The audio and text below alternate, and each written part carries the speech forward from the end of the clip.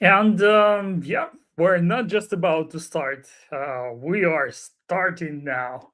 And this is QA Global Summit 2025 2026 kind of winter edition. And I am happy to welcome everyone today. Let me actually pull it out. Yeah, yeah.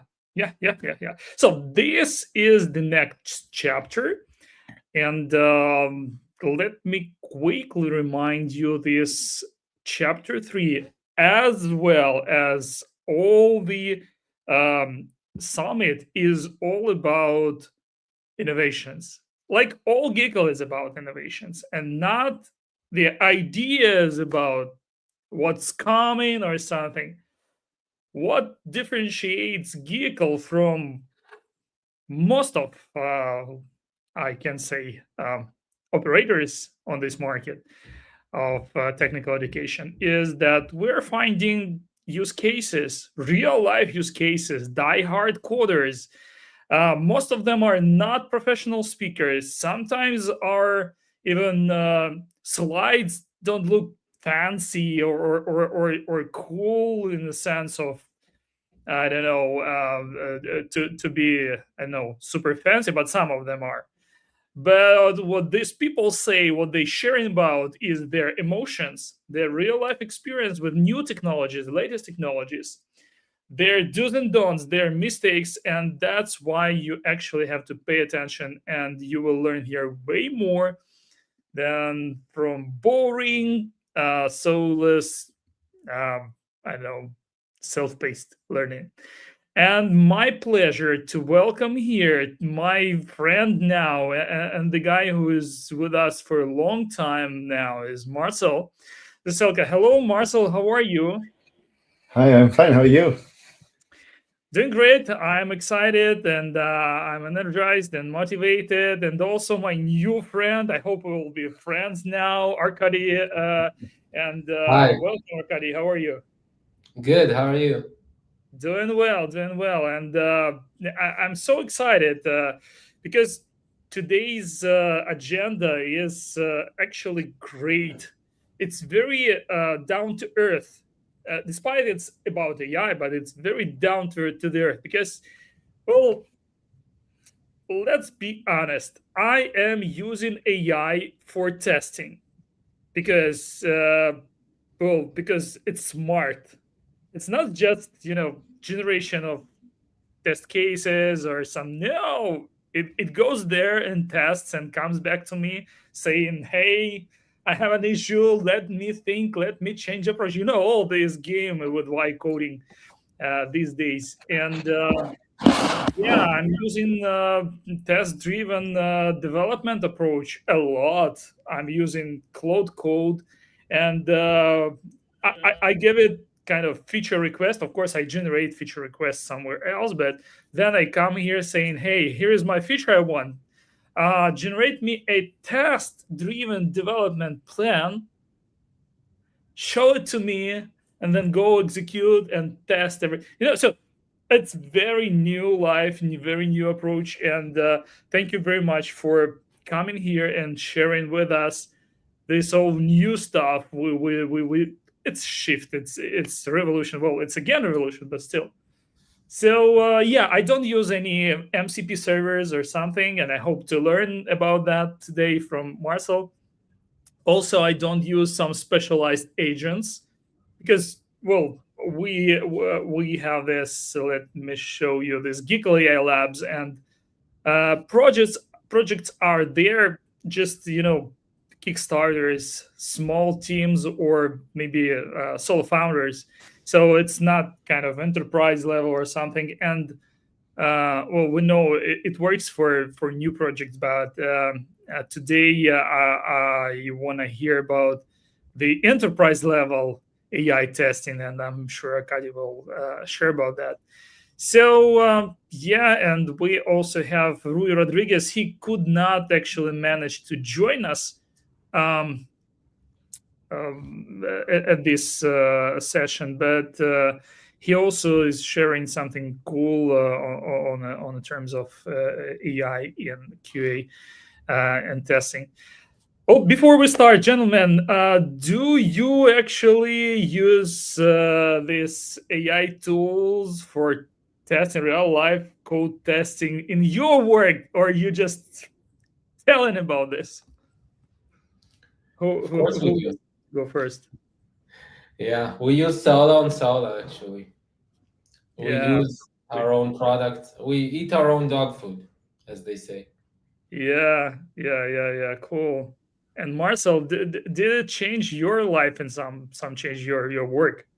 Actually, same here, but we are using also other tools, and there is a lot of like super exciting stuff out there to experiment with and trying and learning from that. So I'm trying also use other tools to learn from them, and also for the testing, there is a lot of new tools, new kids in the blog, or how they say. So yeah, that's pretty exciting Yeah, era or time these days. yeah, absolutely. Well, it's a sign of the time. You're absolutely right. Gentlemen, thank you very much for joining this opening session. And let me remind you how everything works. We said our hellos, we gave our energy at the start, and then we go back to the backstage. And Mhm. I'm playing our pre recorded sessions just to make it easier for everyone. And then we come back together for the Q&A panel discussions with questions, with different, just having fun there. Okay, Mhm. so let me put you back to my backstage for a while. Okay, in 1 hour ish, we'll see you again. Okay. Yeah. Okay. Bye. So let's do it. Our first speaker is Marcel Veselka from Whoopee.io. He's a CEO and founder, I guess. And MCP Revolution, the new era of AI powered testing. Let's go and learn it. Hi there. I'm super excited to be with you here today at QA Global Summit. Again, after I think a year or so, I'm coming back with a new topic, and I would like to talk about MCP revolution, or what this idea is about and how we can benefit in era of AI in software testing.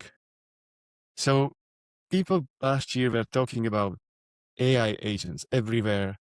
Everyone was building some, and we were excited to use it in our toolstack as well. In the past, I demo a simple AI testing agent to show how it works. And at the beginning, it was simple prompt, system prompt, some user prompt, and very tiny short code snippet. And I was using this to explain how it works. So you need to build your tools, you need to shape your system and user prompt, and then you have some framework to run it. It was super simple. And I was talking and I was excited about this maybe a year ago or maybe even earlier.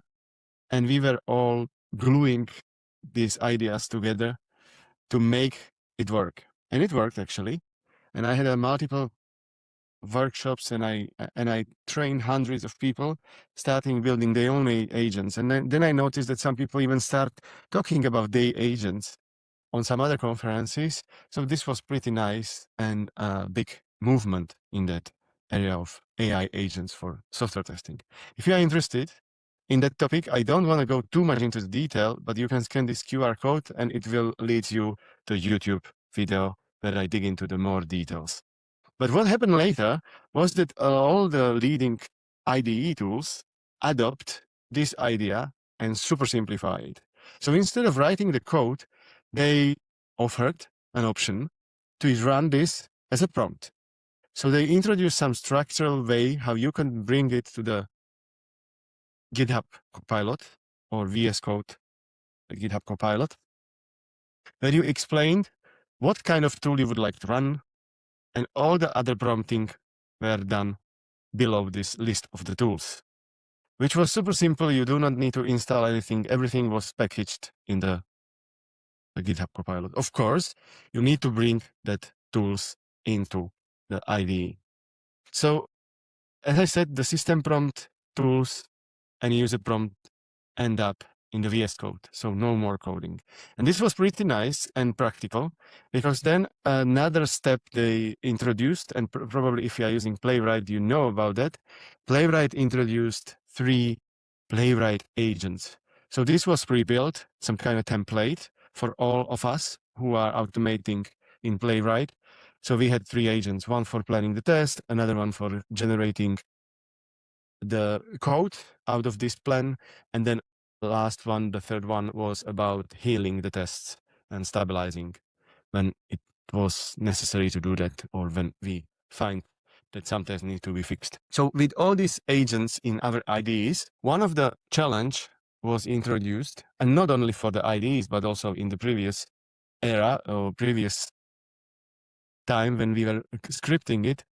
All these tools were built custom just for the part of for the specific agents, and there was no standard, there was no way how I can recycle or reuse existing tools in some other agents. In November 2024, Anthropic introduced something they call MCP, Model Context Protocol. And actually this is one of my key topic or main topic of the talk, MCP. So let me maybe just quickly explain what the MCP stands for, or what is that, and how it works.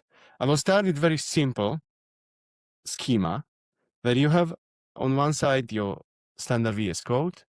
When you start using GitHub, you might get kind of sidebar on the right or left based on the preference, and they are still working on that UI or UX for us as a testers or developers to find the best position and way of using it.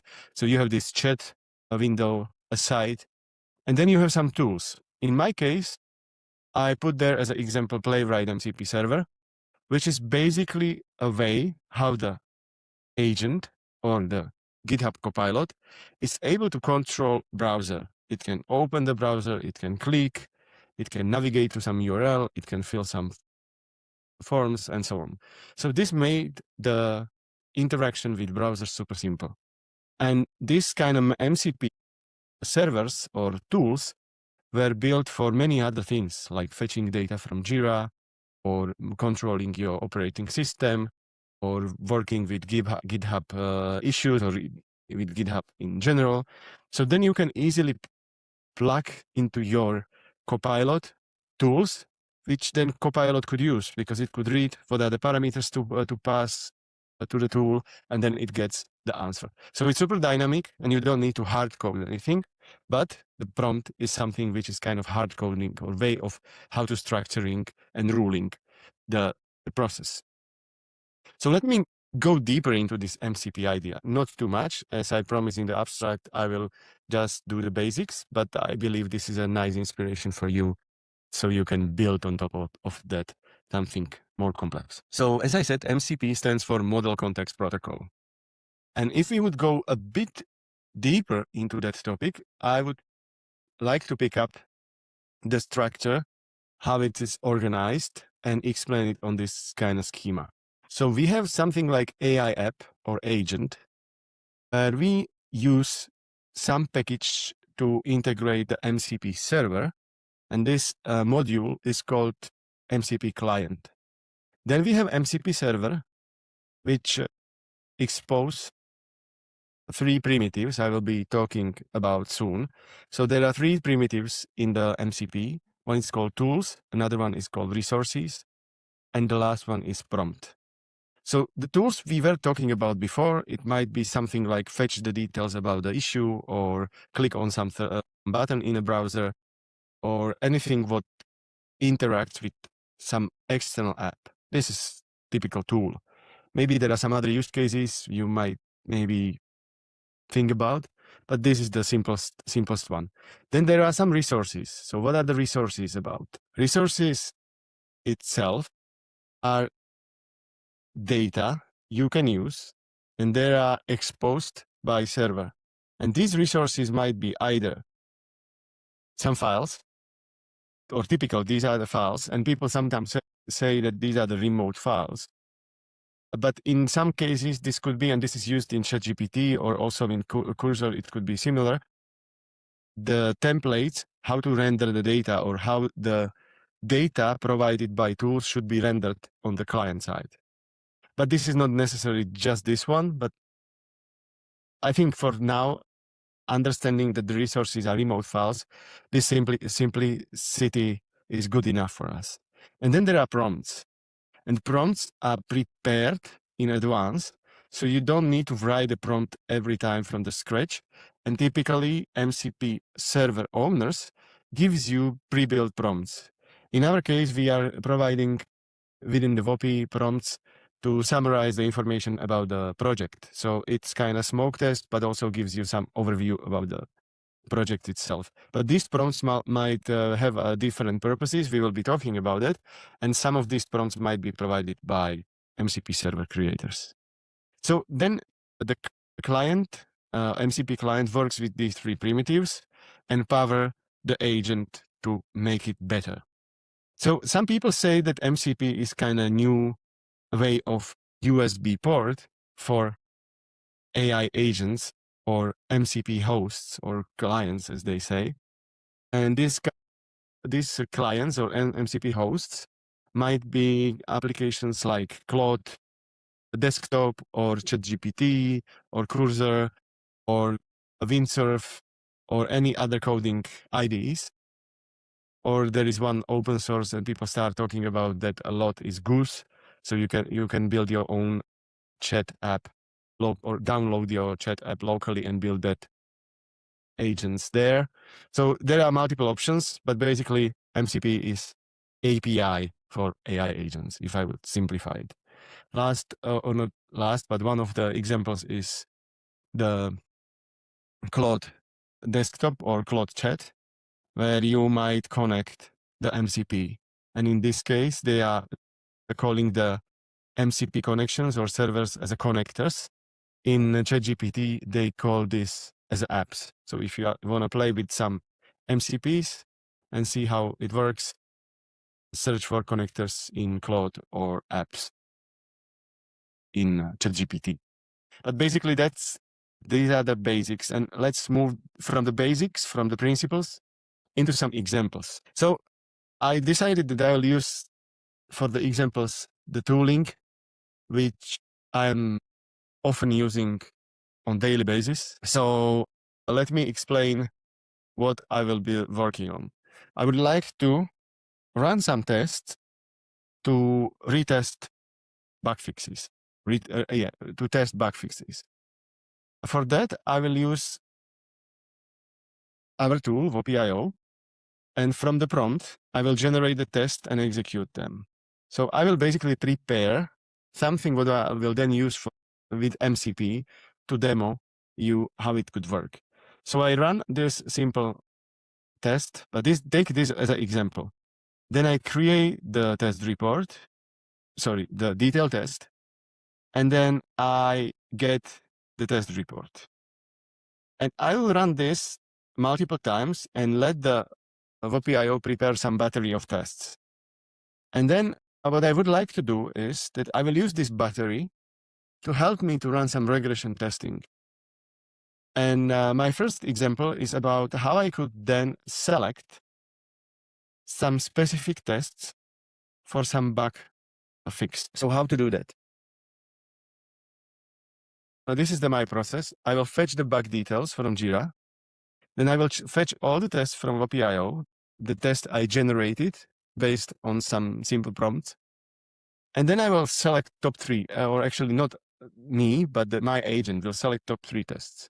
And then it will send these 3 tests with all the explanation and reasoning back to the Jira as a command. So this is kind of test planning agent. And to do that, I will use Cursor as an MCP client. And then I will use Jira and WOPI.io. And as I said, I have some battery of tests, something for authentication, something for working with catalog and cart. And this is e-commerce app. And in my case, I will test first bug, which is about user cannot add 2 items into shopping cart. That was reported by the user, and we store it as a can3 in our Jira, and it's in the to-do for the testing. And on the right side, I have super simplified Kanban in Jira. And on the left side, I have cursor switched to the agent UI or agent layout. So basically, I don't see any code, anything, just what agent does in my prompts. So now I will run it to show you how it works. So first thing what I will do, I will select some prompt, which is a description or my process, what has to or should happen, and then ask the agent to analyze the can3. And as I said, this is the test planning process. So what it will do first, it will fetch the details about can3 ticket. And once this is done, it will also fetch, actually now it's fetching the details about the issue, and it will also fetch some more data about the tests. It will move this can3 into in progress column, so I will see that the agent is working on it. And then it will start reasoning why and what should be done or should be executed for that particular bug fix. I was impatient, and probably even with my patient, I need to reload the page. So you can see on the right that we've got the issue into in progress. And on the left side, I'm collecting all the tests from WOPI to find out which top 3 would be most relevant. And once the agent find them, it just comment into in progress and wait there for the next steps. So this is kind of test planning. So I'm picking up the most useful or relevant tests for this bug. And you can see that all the MCP calls, I'm calling multiple times the MCP tools. It always asks me, because sometimes it might be pretty dangerous, especially when you can remove some files or tickets with your access rights, and you are providing these tools to do that. The agents is always asking you whether it could be conducted or not. So now I'm getting some explanation what are the tests to execute, and with some reasoning why. And it will just basically, or it already post this also into Jira. So I'm maximizing the browser. And here you can see all the details. So you can see that for this particular bug fix, you maybe see that there are not too many details. I have just title of the bug. I am pre-selecting some tests to execute, and it explains what analysis. Actually, these are the batches of the tests were reviewed and where these tests are coming from. And you can see that from the shopping cart analysis, I picked up 2 priority tests, actually 3. And then there are some more suggested to consider as well, but I was interested only in top 3. So I'm getting a bit more. Probably if I would like to get more strict results, I would need to adjust the prompt, because that's all runs with the prompt. So this is it for the test planning. And as I said, I've got some test plan for this bug fix with a list of priorities or list of tests with some prioritization. But this is just tiny, small idea. And I was thinking how to turn it into something a bit more bigger. So then I decided that I will do another try, and I will build a next step. I would like to execute the test. So what I will do, apart from these initial steps, I attached Playwright MCP and then run the tests which were pre-selected and fetched from WOPI.io.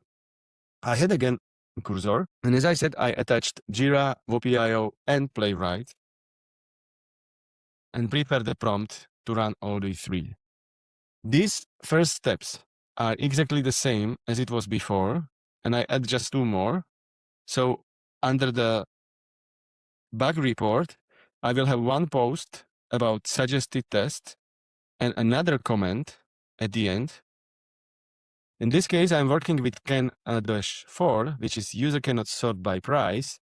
And now I'm analyzing same set of tests. I am fetching the data from the ticket, running all the MCP tools provided by Atlassian. Actually, not all, but the relevant ones. Moving the bug report into in progress, fetching all the test cases, and again searching for top 3 relevant. So this process until 10 you already saw, nothing special.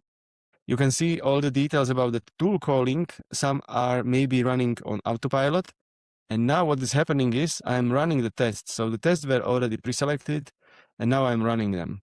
You can see there are some security issues with the password for source demo.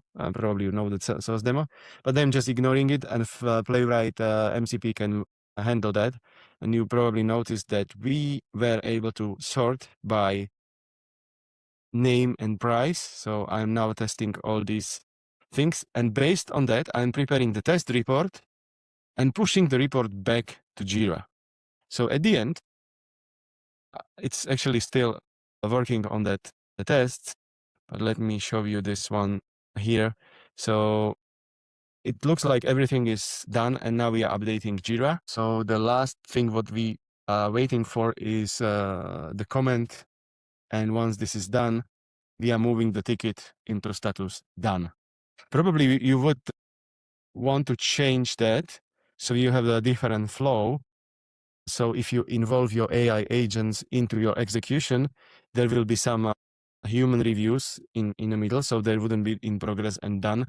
But now you can see that we have all details about steps and reasoning why the agent feels like this is correct and it works.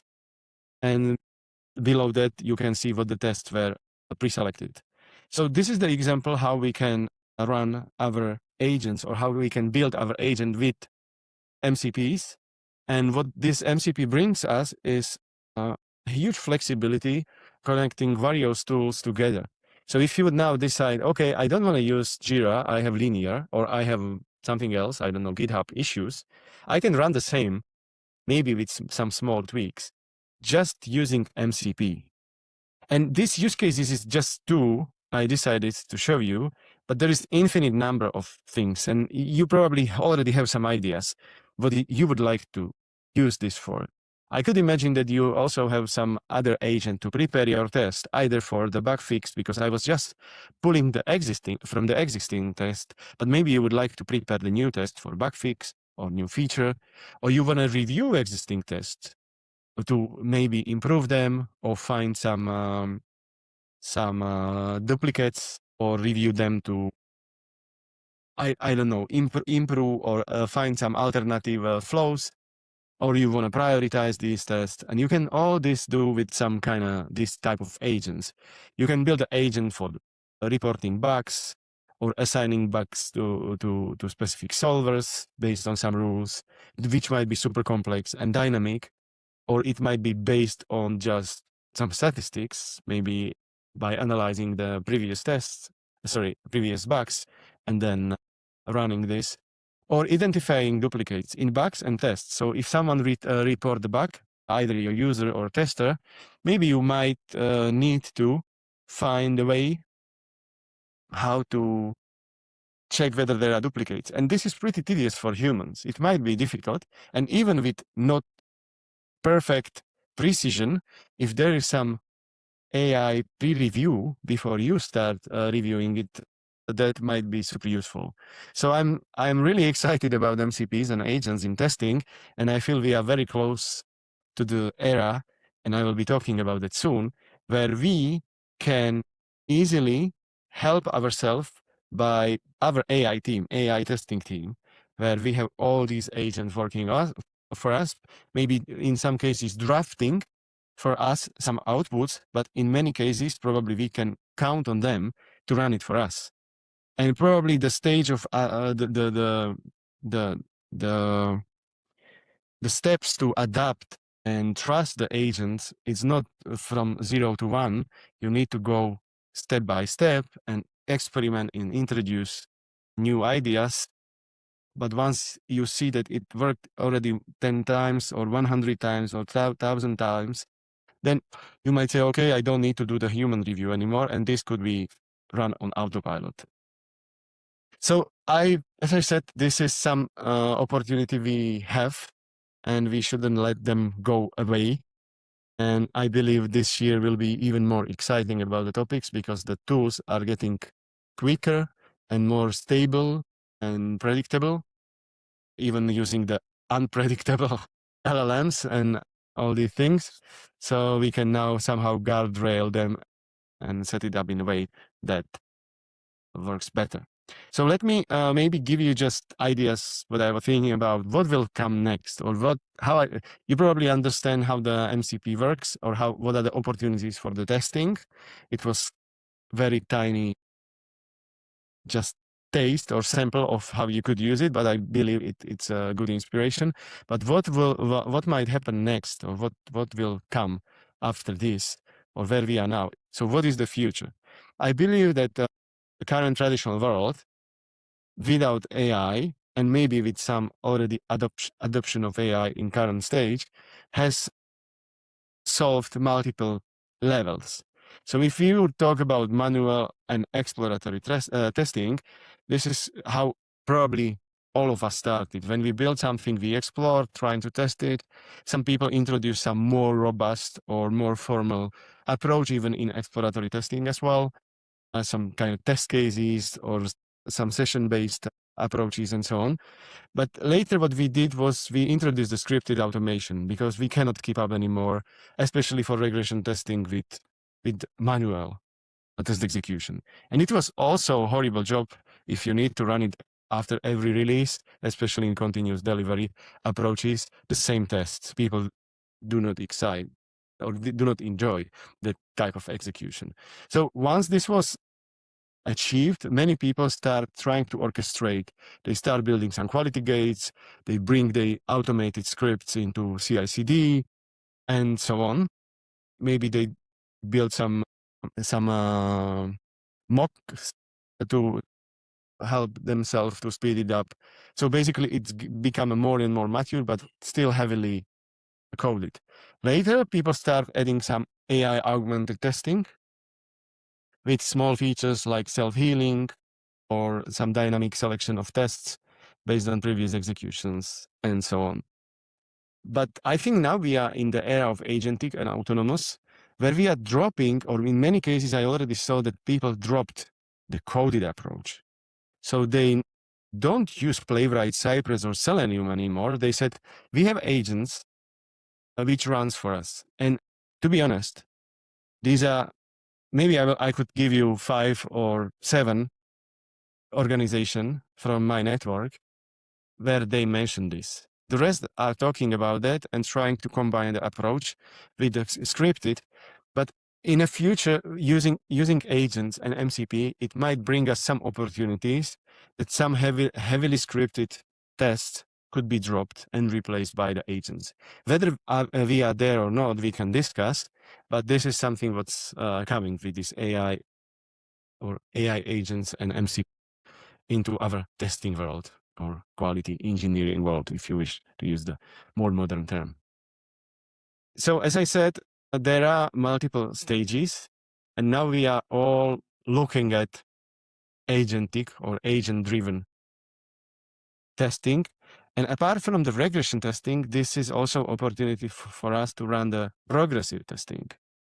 What does it mean? We can run the automation straight away without any preparation for new features, because we can on the fly generate everything and then use the tools via MCPs to power our agents to run it.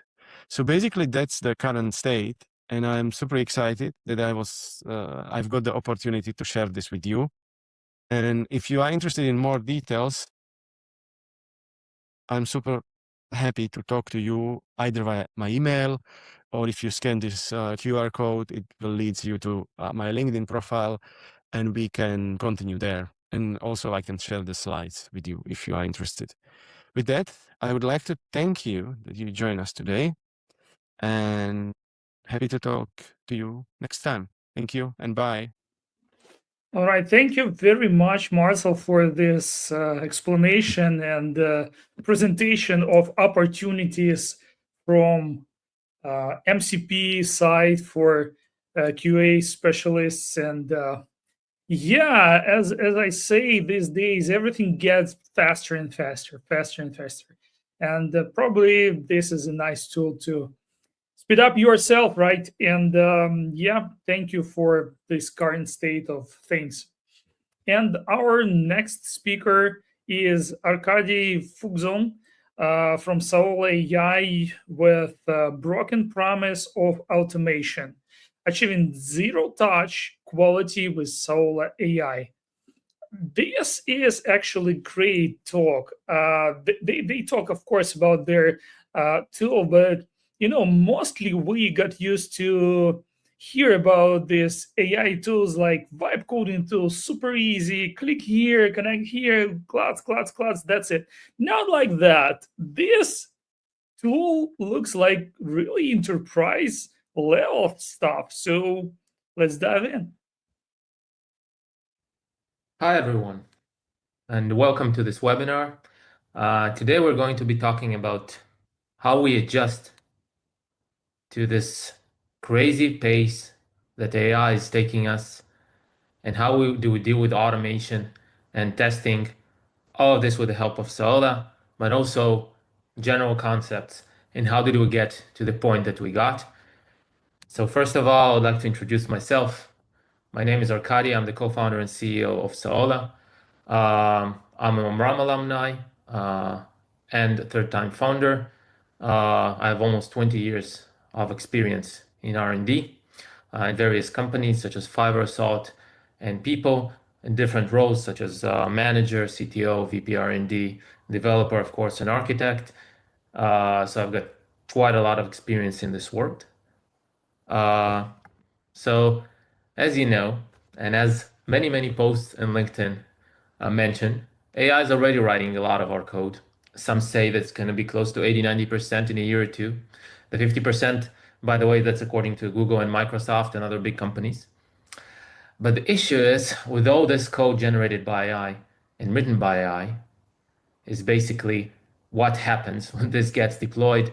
And the thing is, it's very hard to keep the quality of what we're pushing to production when AI generates this code. And this space is just going to grow and become more and more, let's say, it'll become faster. Okay. So how do we deal with this without causing such issues such as what happened at Replit, where a production database was deleted? How do we put the right quality controls, the right automation that can keep the same pace as the AI generated code? So I would like us first to ask ourselves what quality really is. A lot of people, when they think quality, they immediately think tests. But quality is not only about testing, it's also about not only if it works, green or red, it's also about how it's working. Okay, meaning, is the performance good enough? Does this page that usually loads in a second really loads in a second, or does it take 5 seconds? Or is this product usable? Do the users really know how to use it? So this is like the combination of three things: testing, R&D, observability, and product. This is what quality is. Okay, not only about if it works, also about how it works. So let us look a bit about the history of everything that happened in this whole domain, and how we got to where we got, and analyze the advantages and the disadvantages of each and every approach, and how we can apply that to a modern solution that will actually answer our need at the age of AI. So I would like to start with manual. A lot of people are saying manual testing is dead. I personally think, and we personally at Saola think, that it's not. And the reason is human intuition. There are a lot of cons to manual testing that everybody keeps repeating. It's not scalable, it's misaligned with all the agile agenda we have right now of moving fast and deploying fast. We have to do it again and again. But the thing is, a human has certain flexibility, certain intuition that even the smartest agent doesn't have nowadays. Okay, that means flexibility, the flexibility to see issues such as performance issues or usability issues that an agent will probably pass by, and this is something irreplaceable. In addition, a manual tester usually has a lot of business context that other people don't about the product, about how users are using it, and other things. So the testing is more thorough. So those are the advantages and the disadvantages. Moving on. So our favorite frameworks, every person and his or her favorite frameworks, testing frameworks. So right now, Playwright is gaining a lot of popularity. So the previous generation was the Cypress, and before that Selenium, and we had Puppeteer somewhere in between. So the biggest pro here is control. It's customizable. You control everything. You can do anything you want, but the thing is, and the biggest con, a lot of work. You need to set up a whole frame or the whole framework, the whole infrastructure for testing by yourself. You need to treat it as, let's say, a first-class citizen, as a real software project. And a lot of organizations, they don't do that for different reasons. And you need to have special people do it because the manual testers can do it and the developers won't do it because developers don't really like doing automation. So you usually need automation developers. That's a special role. There are not a lot of those people out there. And it's very, very difficult maintenance and it breaks all the time and you need to keep someone full time on that. Low code, no code, a lot of different tools from, let's say, 15 years ago, even a whole generation of those tools. Very easy to implement, non-intrusive usually, using some kind of extension of one kind or another. But the thing is, they're still flaky. Someone still needs to work on that all day long. Get outdated really, really fast. Needs to be kept up to date. So those are the advantages, those are the disadvantages. A lot of people in the last few years have moved away, okay, from those tools, from the recording-based tools, and they moved back and started using Playwright or other frameworks, which have their own disadvantages. So if we look at the new generation, what is the, let's say, the path of least resistance in creating a new tool in 2025, 26 now? It's prompts. We will send a prompt to one of the known LLM models, to one of the public LLM models, and they will give us code, right? So we don't need a browser extension. We will just tell it what to do, right? But the thing is, let's say you put a human in front of a very complex system. You haven't seen the system before. You won't be able to do anything without explicit instructions. So you can't expect from an agent to be smarter than a human, unless it will be a general intelligence, which we're pretty far off, at least for now. So you need to specify long, specific prompts, or in the case of Playwright MCP and Playwright agents, very, very, very good seed prompts, the seed MD. And also, the thing is, you think, okay, I'll put in the specs or all the documentation that's written about the feature. The thing about specs and documentation, it's not really up to date.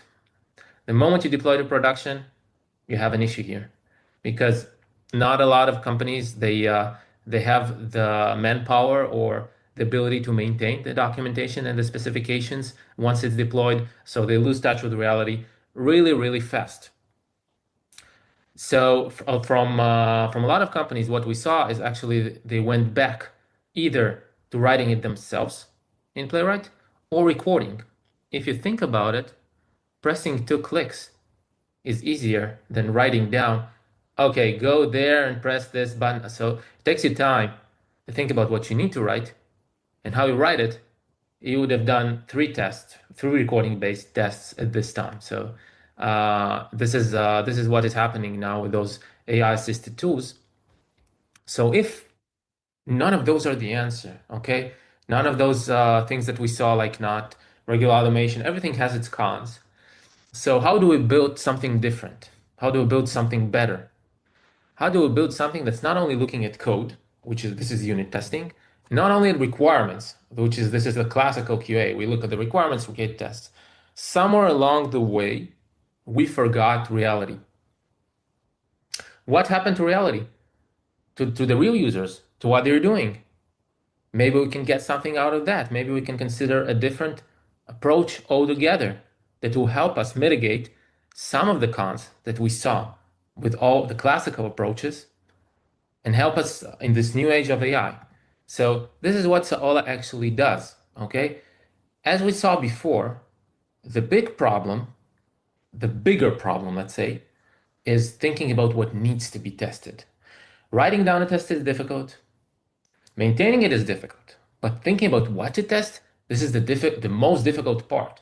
If you think about it, let's say you have a product with 1,000 features, you didn't cover it. You will need to write 1,000 prompts, even thousands of prompts, or thousands of instructions.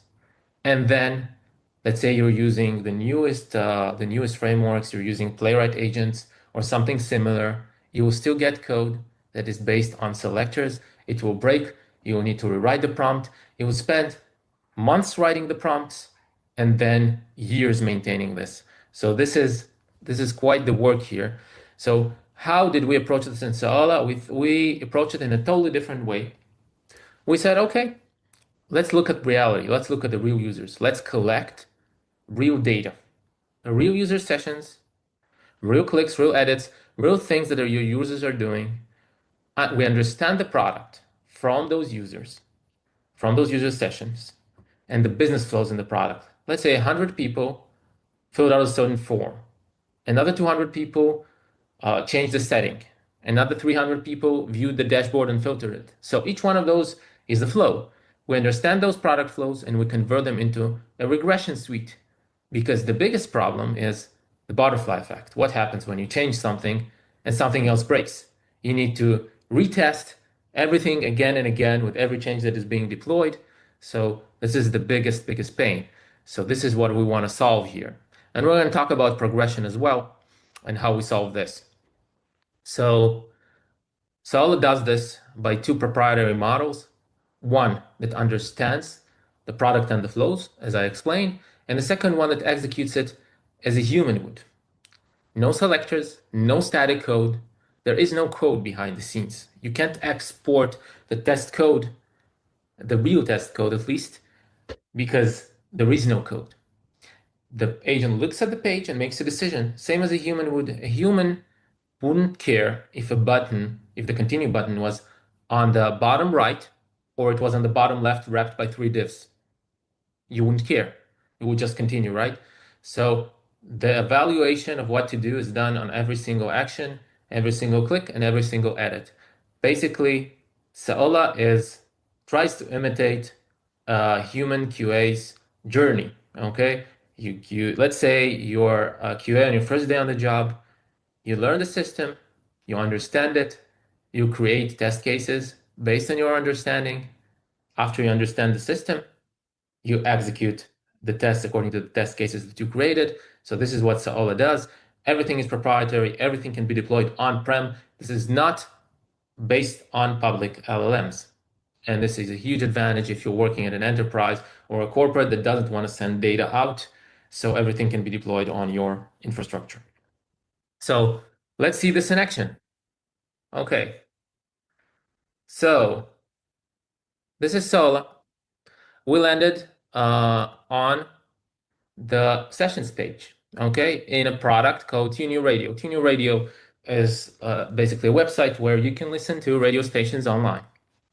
The integration, by the way, is really simple, okay? You just integrate those two lines of code, very similar to Google Analytics or FullStory or Hotjar or similar. And usually takes the developer a minute. It's done in one place. And then all the sessions, they flow in here. So what actually happens here is that we collect them, everything, the console, the network. We mask sensitive data. Those are real users right now from different countries. You see those asterisks? So it's actually done on the browser level. We don't get this private data into our servers. We just process it in the browser, mask it in the browser because we don't care about it. And as a nice bonus, you can view those sessions, you can filter them, you can get some kind of, let's call it RUM, if you know this term, real user monitoring, where you can see errors that the users experienced, usability issues, logs, everything that's related to what users are experiencing in reality. So this is one of the things that Solr does. But the real purpose of Solr is quality, right? So as I said, we take those sessions, we take those thousands of sessions, millions possibly, and we understand the flows. So in this case, the search functionality is the most popular functionality. We see all the steps that are being done in such a flow of searching a station, and also the performance and usability of those steps. The thing is, it's a combination of performance and usability. Why? Because this 9 seconds is the time that it usually takes a user to look at the page, understand what's going on, and then click on the search, because the user needs to find the search right first.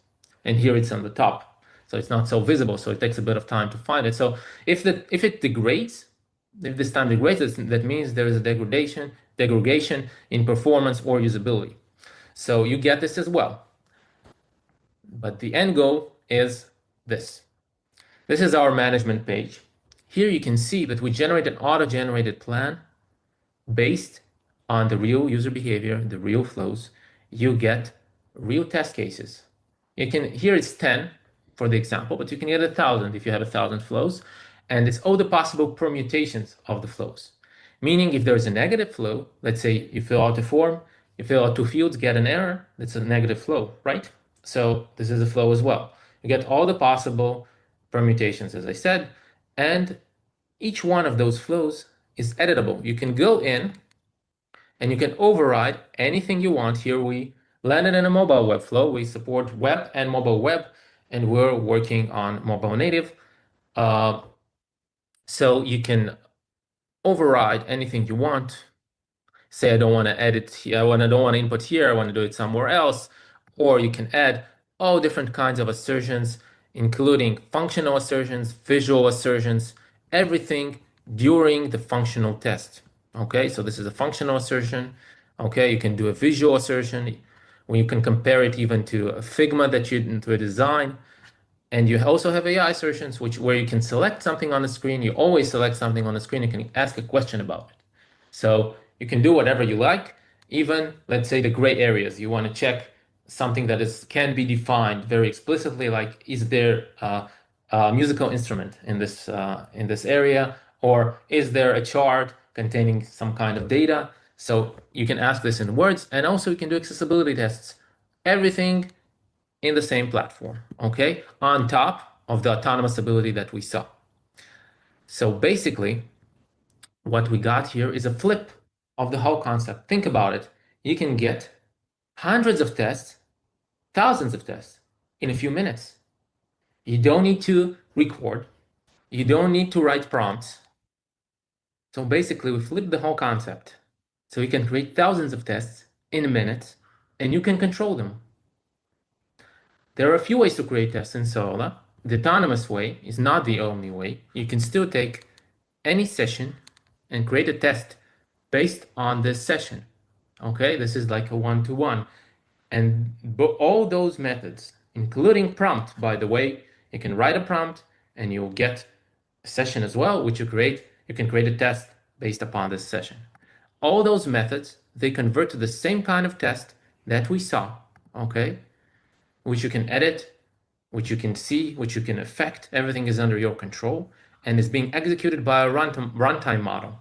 A runtime model, as I said, you can see this, you can see the explanation, decides on every single step and every single command what needs to be done and executes it. So this is very, very powerful, very, very stable. All of this is under your control as well. You can divide it into plans, suites, and tests, and you can run them, okay, from your CI/CD on any stage, when you merge to a branch, when you push to production, before that, after that, on any environment. You can learn from production and run on staging. You can learn from staging and run on production. You can run it scheduled. You can run it every day at 10 a.m. You can run it from any browser you want, on any device that you want, and from any location. And we have a few locations that are supported, and we're adding more and more. And this is very, very, very flexible. We won't decide where something runs for you or how it runs. It's something that you decide as a user. Okay, we have no idea about your environments. Also, you can see here this X1. You can run the tests as many times as you want in order to create chaos, in order to see if they're not only performance issues, it's really 1,000 servers, really 1,000 users, they're doing the same flow. So you can also identify concurrency issues. All this can be done on any test that was created with any method that I've shown, including the autonomous one. So this is very, very powerful. If something fails, you can connect it to your Slack, to your email, custom webhook, create Jira tickets automatically. You can do whatever you like with the failure. And the failure, let's look for a failure, okay? So a failure looks like this. You land here. I've selected a failure at random, as you can see live, and here it's actually an interesting failure. The radio station list wasn't loaded. So the thing is that you can see everything that happened with all the network calls, okay, that happened, if they happened and how they happened, okay? And you can see all the data and look into it. And this is what you use and the developers use in order to find the root cause of the problem. You can also run the test as many times, as many attempts as you like before it fails. And as I said, you can integrate this with any system that you want. So the other thing that we have is we have an API. You can pull the data from Solr, the data about the sessions, the test runs, everything that is happening here. You can take and do whatever you like with it. Of course, there are full enterprise controls here for security, for roles, for users, for all the possible things that you may need in an enterprise environment. And of course, there are reports and dashboards that summarize everything about what was run, about the sessions, what failed, what succeeded, different kinds of views on the plans that were executed. And this is basically, here you can see your success, failure, everything that happened. And this basically gives you all the tools and the visibility that you need into what it's running. So this is the concept of Saola is truly unique in the sense that Saola looks at the reality of things, at your real users, and gives you the more important things. So we talked previously, the last thing I want to talk about is about progression. If you want to do progression, this is very easy. Saola can run on any environment. So it doesn't necessarily have to be in production. It can be on staging or QA, as I mentioned before. And also, you can take a prompt and create a test based on a prompt for progression, if that feature doesn't exist yet. Or you can record on a low environment. You can take a single session even, not an autonomous one. So you have all the possible tools here at your disposal for all the possible scenarios. So everything here is covered. So I want to return back to our slideshow, and I want to finish with this idea of for you to think about how you can take reality and turn it into something that has value. Data has a lot of value, and your users' data has a lot of value, and it's something any organization has. And this can give us the power to learn complex, very complex processes and convert them into tests. Because if you think about it, exploratory testing is not enough. It's just pushing random buttons. Requirements is not enough because it doesn't really reflect reality, and code coverage doesn't really know how the whole end-to-end works. And we want to create an end-to-end test. And Saola empowers you to do all of those easily at the age of AI. And this is in order to keep up with all those constant changes that are happening. Thank you. I will be available for questions at the end of the webinar. Have a great week.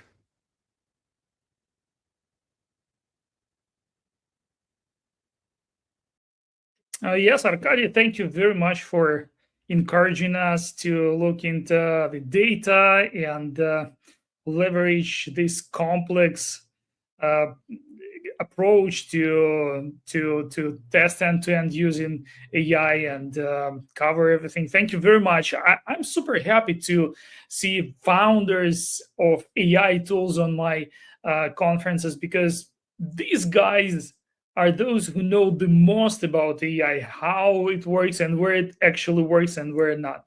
Thank you very much. And we're moving on. We're moving on to our next speaker, Rui Rodriguez, with brave new QA world with great presentation, great, again, once more presentation of AI capabilities, how practically we can use AI tools in our testing pipelines. Um, let's hear him out.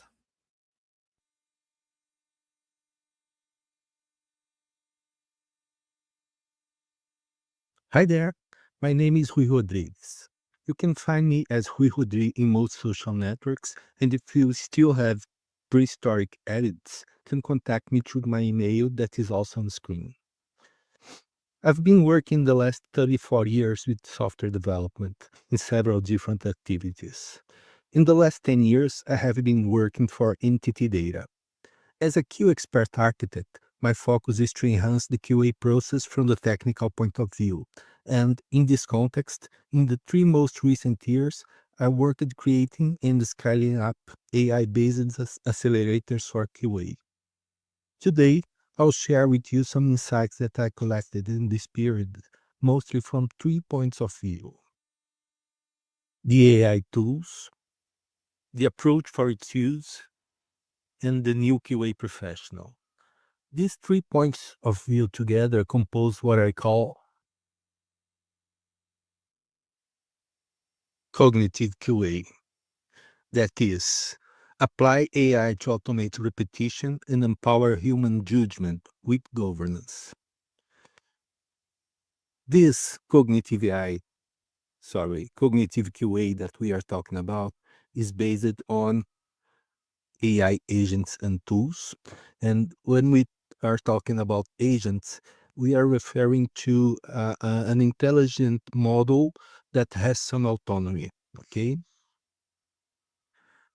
guardrails, human in the loop, extremely important, and it's not certainly based on just replace QAs with AI agents, use AI without control, or prompt and pray.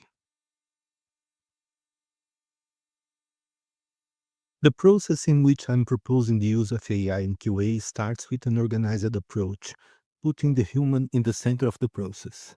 The goal is that agents expand the QA capability by automating iteration and elevating the human focus on risk and decision.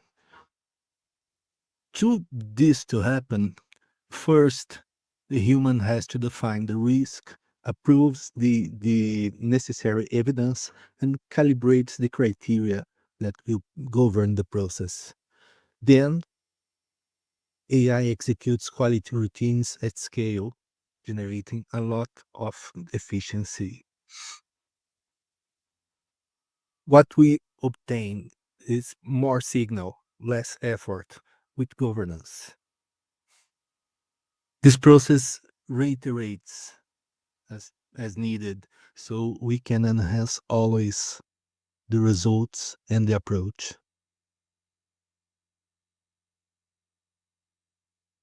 In this process that we are describing, agents are not a substitute for QA.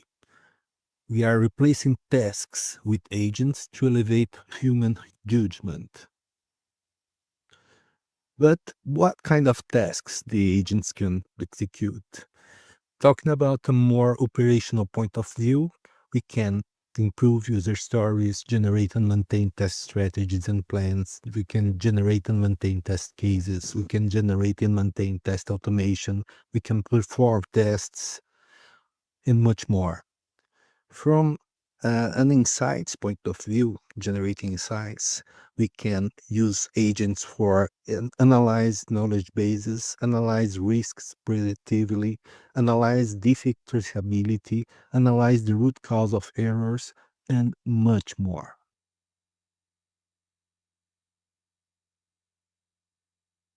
But are we talking about practical things or just possibilities? In fact, as I commented before, in the last 2 years, we have worked in creating and scaling up several tools.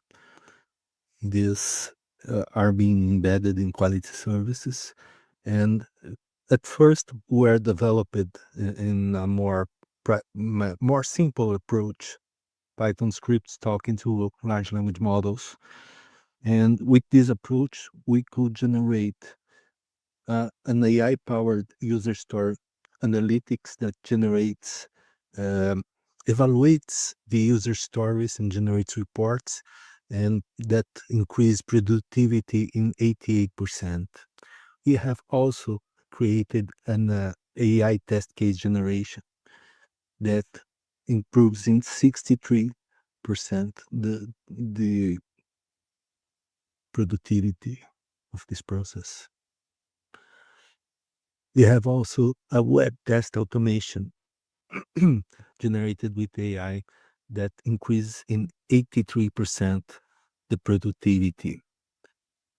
An API test automation based on AI that increased the productivity in 67%. And a defect analysis based on AI that increases the productivity for this activity in 83%. But we have also explored other platforms.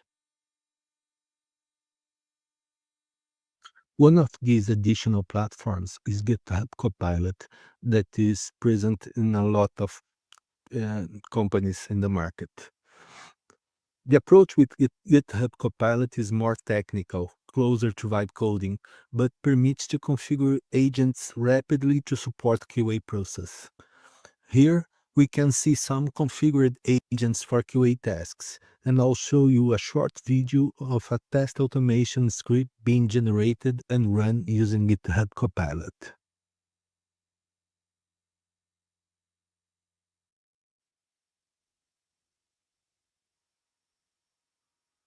Here we have a small Java project with Playwright that we use as an example for generating more tests.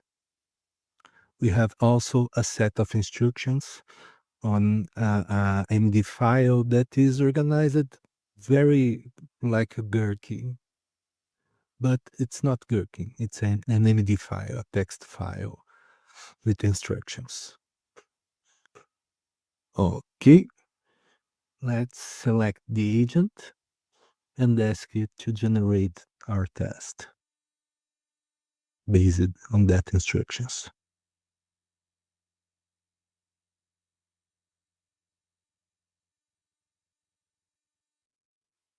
It's working, it's reading the instructions and the example test file. It's reading the other files in the project, so it can structure the new one. By now, it has generated the test. This is the report of what was generated. Then we have a new file that we are seeing here. This is the content. Now we will ask the agent to run the new test.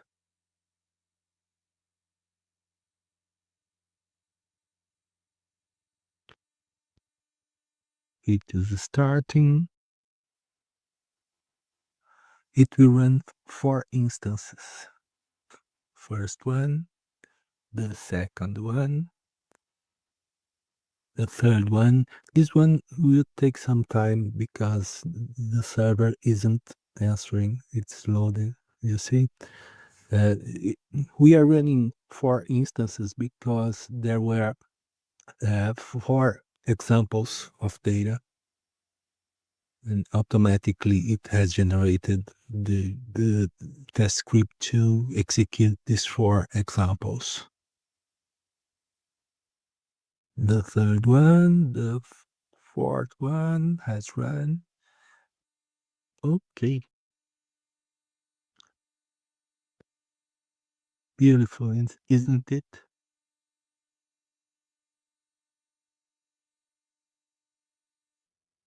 The tools are impressive and generate a lot of efficiency, but there are some actions that are especially important in this new context. The first one that I would like to comment is continuous training. The the team needs to acquire new skills, needs to know how to operate these tools, needs to navigate in this new scenario. So applying a value-oriented upskilling, uh, giving them access to AI tools and support them to develop the analytical and business capabilities will make a lot of difference in the next steps. Another point that is very important is the knowledge management.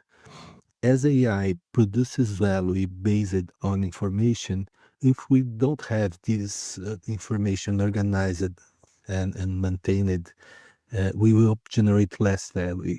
So it's very important to have the knowledge management connected to the governance so we can have knowledge assets that are maintainable and reusable.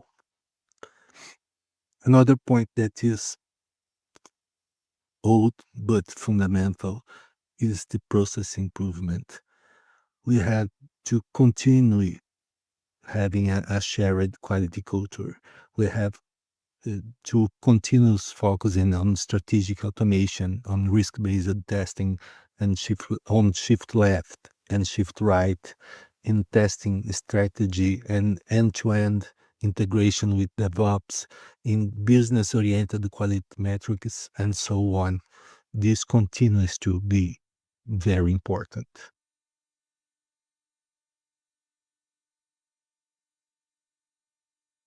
Taking into account the new tools, the new scenario, the new skills needed, we have also a new QA role that is needed to run in this new context. Okay. The new QA is evolving from test runner to risk and trust architect, as we have less effort applied to script generation and test case generation and so on. We can produce a lot more of value evaluating risk and generating trust. To this, the new QA has to understand the challenges and needs of the business. So using this knowledge, it can define what is critical, what can go wrong, and where to focus effort from the point of view of the quality needed for the business. The new QA obtains, validates, adjusts, and contextualizes the AI results. So to do it, the methodological and technical skills are still very important. Communication is a skill that continues to be important, always was, and continues to be. What is expected is that we will have less time focused on repetitive activities and more time focused on impact analysis and risk-based prioritization. There is some time that we are commenting that the AI will change the QA world. In fact, it's changing all the market. Okay, but um, every day we note that the AI won't take our jobs, but a person that uses the AI in a better way than us, yes, can do it.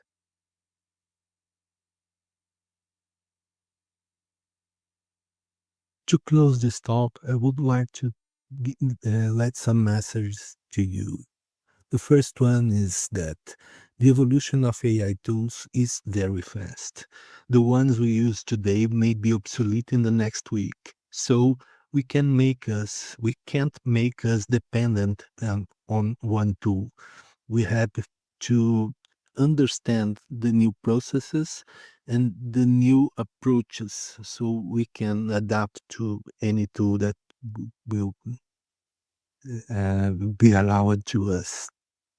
Another point is that an efficient process with strong governance remains essential for good QA results. It hasn't changed, okay? This can be obtained using the human validation of AI outputs uh, at key points in the critical processes, okay? The team training and knowledge management are key to enabling benefits with AI in QA, okay? And last but not least, it is through tools that we make the benefits of AI concrete. They are not optional. The tools are not optional. And their correct implementation makes all the difference between mediocre and impressive results. Thank you very much for your time. Bye.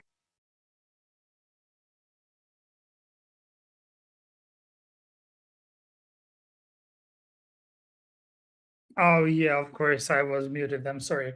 So 3 sessions are over, and this is the time for me to actually call my speakers from the backstage and discuss everything we have here.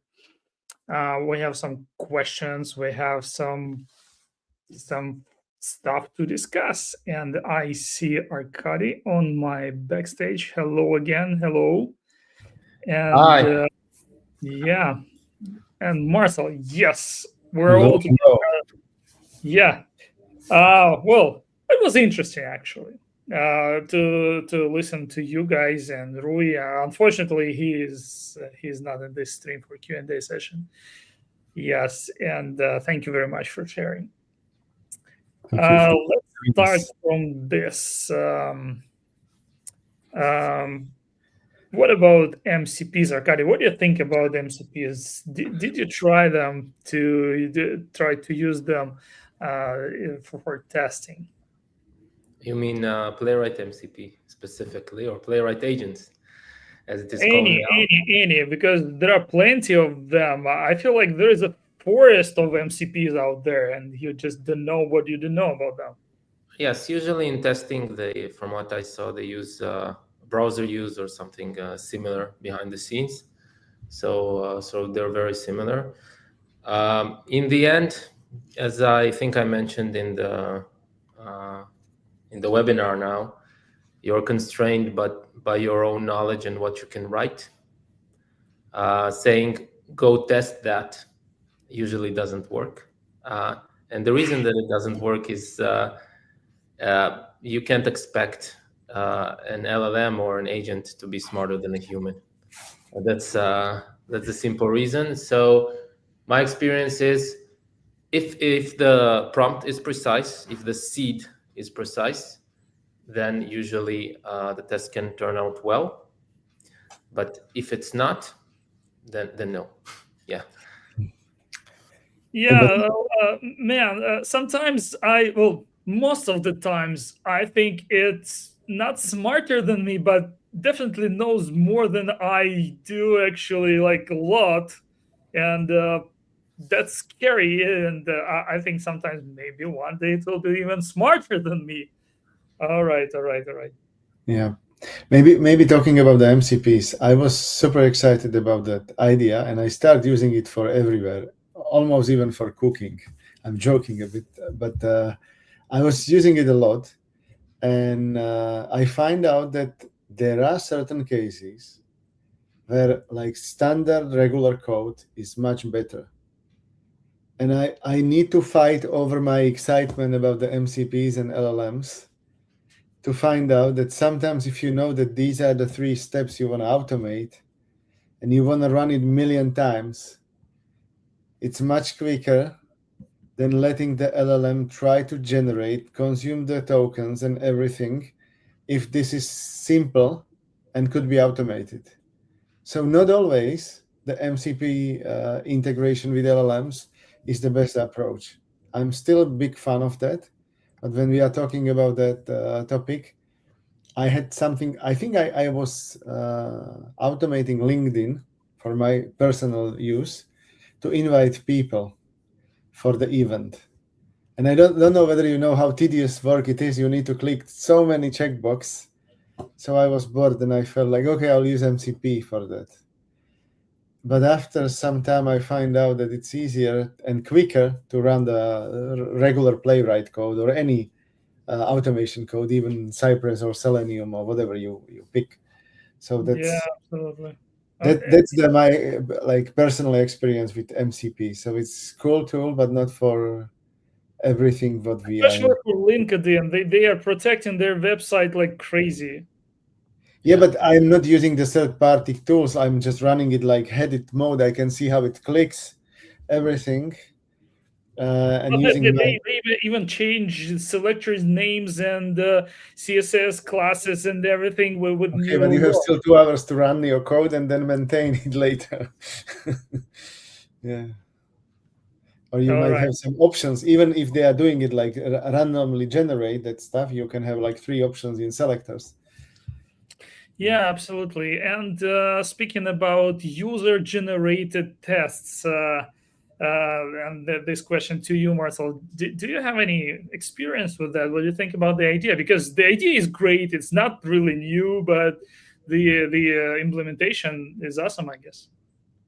A user-generated test? Do you mean like monitoring what's going on in production and then using it? Yeah, That's yes, yes. Just what like Solid does. yeah. Yeah, I think it was Arcadis solution, but I think the idea is pretty old. We were running this kind of risk-based testing where we try to understand which feature could be used by assessing, like, I don't know, registration is heavily used, then maybe using some product might not be. So this is like principle is old, but the way how it's implemented these days I find pretty innovative and cool. And I understand, I saw this also for the test selection or prioritization in traditional automation. So now with AI we can go maybe even further and use that Yeah. stat to generate that. Absolutely. So let's then jump to our questions. Our users have some nice ideas about what you guys are talking about, and yeah, your system learns how to test by watching real users. How do you test a brand new feature before it's released? That's the progression, which I talked about. Before answering it, I would like to say one sentence that usually the biggest problem is how this new feature affects other things. It's the butterfly effect. This is where stuff breaks usually. The new feature is usually tested well, but not its effect. If you want to test the new feature, so we have different options. The first one is you can run solo on any environment. So you can run it on QA or on staging, a lower environment than production, and then learn from there. Or you can use a single session recording and convert it to a test, or use the prompts, which are so popular right now. So you can do it as well. And you can take the prompt even from the specifications if you want to, and if they're correct. Okay, cool. So yeah, thank you for the answer, and let me see if we have. Yeah, we have this comment: "Human brain still wins the race." Of course, man. Of course. We hope like it will uh, do that at least some more time, right? So next question goes to Marcel. How do you prevent a malicious MCP server from acting as a man in the middle? And yeah, that's a question about security, Yeah. which is kind of question. Yeah. I think you need to always make sure that you are using the right servers or the packages you are using. You should trust what are you using. And there are certain mechanisms how to protect, because even the MCP server might be good, like functionally correct and no security threats around, but it still can delete your data or do some crazy stuff. And for that cases, there are multiple options what you could do. One is the tools these days have, like the agents have some features to probably disable the tools you don't want to use or ask all the time for the approval. And another approach people are now using is that you build your like specific machines or sandboxes for your agents, and this partially solves the issue, but still the security concern is always there. But it was there with any software, so I don't feel like this is something new and special. I know that this is pretty how to say that, controversial topic. People keep asking about AI and LLM and security and all these things, but yeah, I'm not scared. Yeah, if you want to scare someone, you will find how. But I feel like if this protocol sticks, like, I don't know, HTTP protocol, right? So maybe some HTTPS stuff needs to be introduced. I mean, some secure protocols for MCPs or something like that. Yep. All right, let's move on. Yeah, okay, let's move on. I was just wanted to say No, that no. If you have you, yeah. there are certain mechanisms these days, because as, I was on one meetup with authors of MCP protocol, and they said people use it as a standard API, which is kind of anti-pattern. But on the other hand, we can reuse all the API, like REST API security features to protect the MCP communication. So, and these days, if you use Jira from Atlassian, there is OAuth. So if you want to have this kind of protection or authentication, there are certain standards we can still use. So Right. that's something, and there is a lot, not a lot, but a few startups building a special hubs, like routers, to monitor and control all the tool calls and everything. So there are Okay. certain tooling around these MCP tools.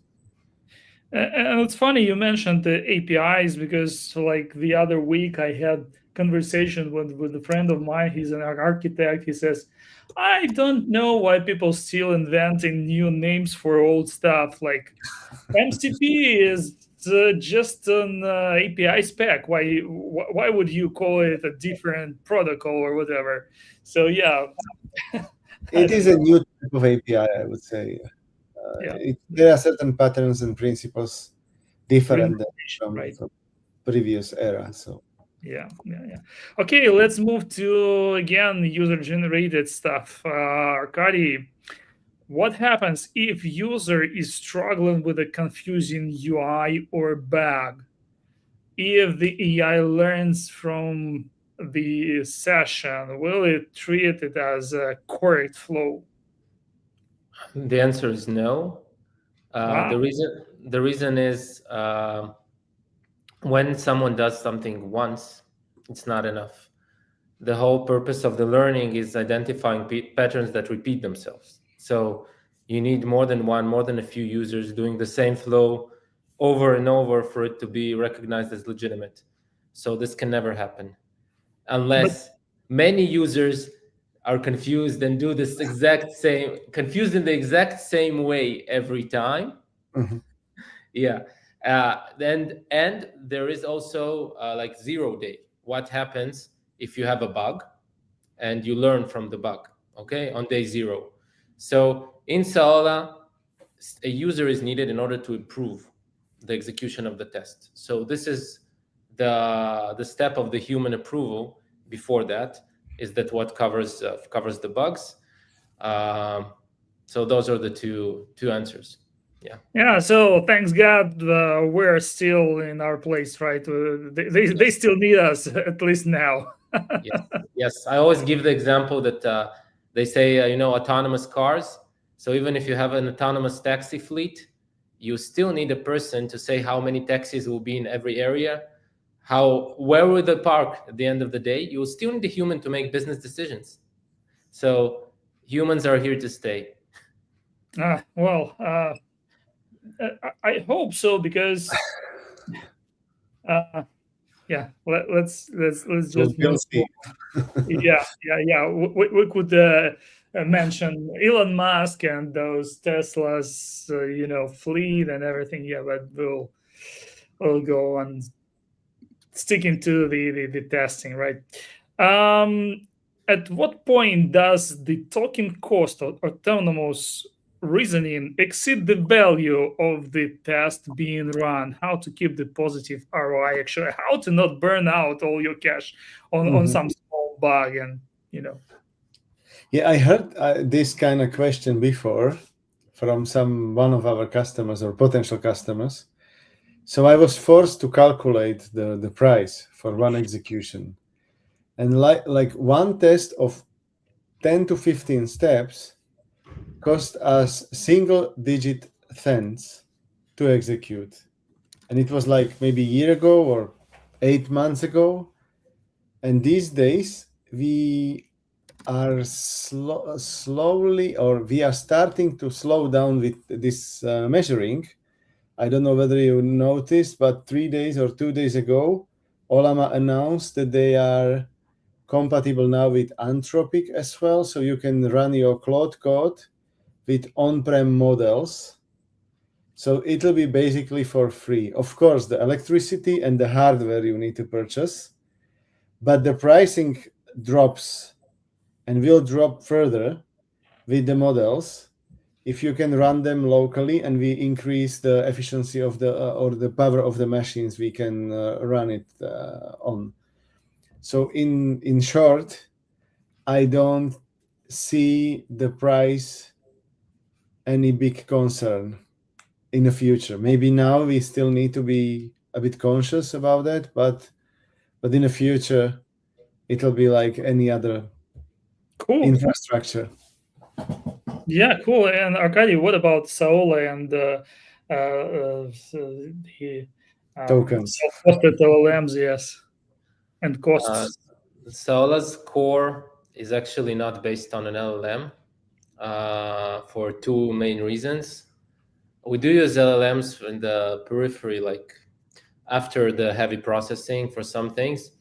The reason is we have about, I think, more than 70 terabytes of customer data. Think about processing all that with an LLM. Can cost hundreds of millions. And also tests, they should run really, really fast, execute. And the way that we execute, it's impossible to call them in runtime because it will take so much time. So it's very, very slow, very, very expensive. So our core is not LLM based. And this is why our profit margins are healthier because of that. And we can deploy on-prem. That's another thing. Okay. Yes, because sending data out to OpenAI or to Anthropic or to other companies, enterprises don't really want to do that. It's very, very limited. So they prefer something more closed, let's say banks or insurance companies. So it gives us the opportunity to work with them. Yeah. And what kind of LLM models are you using, if I could ask? Like for the we're using a Claude for some things, like after identifying the flow, for finding a good name for the flow and the description, stuff like that, like stuff that we want to enhance different things after the heavy processing. As I said, mostly it's Amazon Bedrock and the models we have there, but it's mostly Anthropic. Mostly Anthropic. So also different variants. Sonnet, sometimes Haiku. I see. So that's also for on-prem, right? So on-prem, we usually when customers ask, we just turn off those abilities and give them like a more stupid name. That's not LLM based. This is not like the core of the functionality. So if the name is a bit less coherent, it's fine. But yeah, we do use LLMs for making stuff prettier, basically. And then user get those names without emojis, right? Yeah, without those long dashes. Yeah. Yeah. Absolutely. And next question. Since it learns from real sessions, how does it handle one time use data that might have expired or blocked when the AI tries to run the test again? Yeah, that's a good question. So when we collect the user behavior, the user sessions, we don't actually collect the data itself, like the inputs and stuff like that, because it's private. So we mask everything on the browser level in order for the data to not reach us at all, because we need to be compliant, SOC 2, and sensitive data. It's a serious issue. But we do actually collect metadata. What does that mean? Let's say you made an input with 3 letters and 3 numbers, and it's always 3 letters and 3 numbers. So we know the pattern. So we don't use the one-time data because we don't have it. We just have the patterns of usage, and we will generate data according to those patterns, and we will let you edit this data because, let's say, for credit card, this doesn't work. You need a real credit card, so you can after that edit this. Yeah. Oh, cool. That's cool. So if the UI renders like 2 digits, Yeah. marks like the bug, right? Yeah, so if it's 2 digits, so it will generate a random 2 digit and allow you to edit that, but it's not going to take data from a specific session because we don't have it. Yeah, cool. Nice to know about that. And the last one goes to you, Marcel. How do you verify that AI is testing the right thing when it generates its own reasoning? Wow. Yeah, that's Yeah. tough. That's the mother of all Okay, questions, AI evaluation. Yeah, there are multiple options, but in our solution or in our case, when I'm using it, we always count on human. But that's similar to any human tester. How do you verify that this guy did the proper job? And so that's one measure to let a human in the loop. Another one is that we have some pre-built. I sometimes use the term methodology, but basically rules. What should that cover with some examples and some other details, how it should be generated. And then we don't have it, but one of the approach there is, these days it's pretty modern. They call it LLM as a judge, or also I think Satya Nadella was vibe coding during the Christmas. Some cool stuff about these LLMs fighting each other and negotiating what is the correct answer to specific topic, or it try to build tools to decide about something or agree on something, and there are Right. multiple algorithms you can apply. We don't have them, but I know that there are multiple you can use. We are still expecting that the final decision is on human. Maybe Right. the next stage might be that we will have some LLM driven decisions, but the final word is still there. So still no go and test it, right? So you need to look at it. Yeah, yes, you need to look at it, or maybe you look at that 10 times and then say it was 10 times good enough. I will now believe Yes, that. cool. Yeah, it's like this YOLO mode in any vibe coding tools. No, you just run, apply everything. Don't even read the code. This is the new approach in development. People are Yeah, repeating. because it's even cheaper in your effort to say yes to all and then revert. If something's wrong, then read. Well, Yeah, if but you can. that's why we are building the tools like Arkady and me to help these guys to keep it under control. Absolutely. And Arkady, maybe you have any take on this very important and interesting question about evaluation. Yeah. Yeah, so I think the things already said that we have that AI committee thing that is popular right now. Mhm. It's popular but expensive. Let's say if you want to evaluate like a big, you have like a data set that you want to evaluate. So and it has a lot of data. It can cost you a lot of money. Yeah, Mm. but usually if you can having some deterministic data set, prepared data set that you know the answers for, it's the best. Like tech data, you know that this is the right answer for this question, and then you can just run it. If you have something like this, not always you do. That's the problem. Right. Okay. Thank you very much. This is the end of our session. Really great sessions, great speakers, great Q&A panel discussion, and we're talking about testing from quite different angles, but in the same direction, from deterministic way, from AI generated or decided way, right? Thank you very much, Arkady. Thank you very much, Marcel. Thank you for your experience, effort, emotions. I'm waiting for you to share some new innovations next time. Thank you too. Yeah. Thank you. Bye-bye. Have a nice day or night or evening or morning, whatever you have. And thank you very much. Take care. Thank you too. Bye-bye. Yeah, and my dear audience, if you need recordings to this to QA Global Summit, just go to our website and take this. Let me pull it up for you over here. I'm sure you know the path, but it's never the bad idea to show it. So you go to eventgeeko.us/QA, and you have packages over there. Get one. If you need some, hey, come back.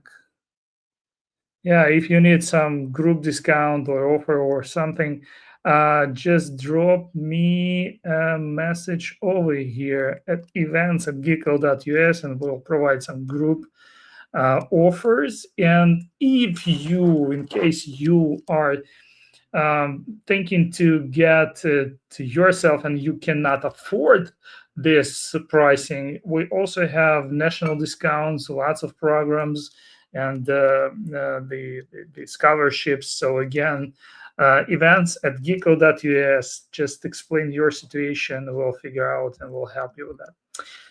Said this, thank you very much for being with us, and see you at the first chapter sometime soon. Check out the website and stay tuned. Bye.